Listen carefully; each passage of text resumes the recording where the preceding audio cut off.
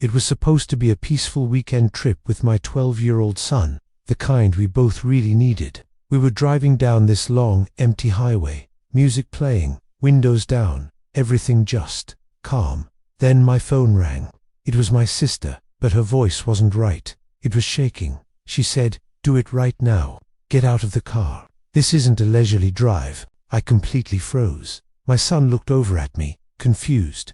I asked her what was happening, what was wrong. She repeated, much louder this time, "Just get out of the car, now." My heart started pounding against my ribs. I immediately pulled over to the side of the road, thinking maybe something terrible had happened back at home. But before I could even ask, she said a sentence that made my blood run absolutely cold. "Your phone was cloned. Someone tracked your GPS. They're going after you." The world just started spinning. My son whispered, "Mum, what's going on?" And I had no idea how to answer him. My sister explained that the police had just raided a house in our neighborhood. They found a group that was using hacked phones to choose random victims on isolated roads, to rob them, kidnap them, or even worse. And my phone number was on their list.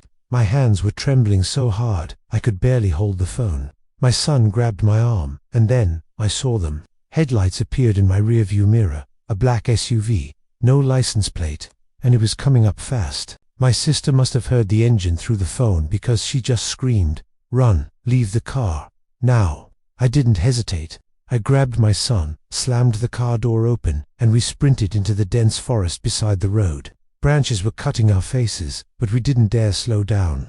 From behind us, I heard a car door slam, and then footsteps, fast footsteps. We dove behind a huge fallen tree, trying to make ourselves as small as possible, holding our breath. My son was shaking uncontrollably. I heard voices. A man said, "They left the car. Check the woods." My heart felt like it was going to burst right out of my chest. And then, the most beautiful sound I've ever heard. Sirens. Police sirens. Getting closer and closer. The men swore, ran back to their SUV, and sped away just as the police cruisers pulled up. 2 officers found us a few minutes later, huddled behind that tree. One of them looked at me, his face pale, and said, "You don't realize how close you were. If you hadn't left the car when you did." He didn't even have to finish the sentence. I just hugged my son so tight he could barely breathe. That day, I learned a terrifying lesson. Sometimes the warning you almost ignore is the one that saves your life. And sometimes, the person who calls you at just the right moment isn't just family. It's your guardian angel using a human voice. Thank you for listening.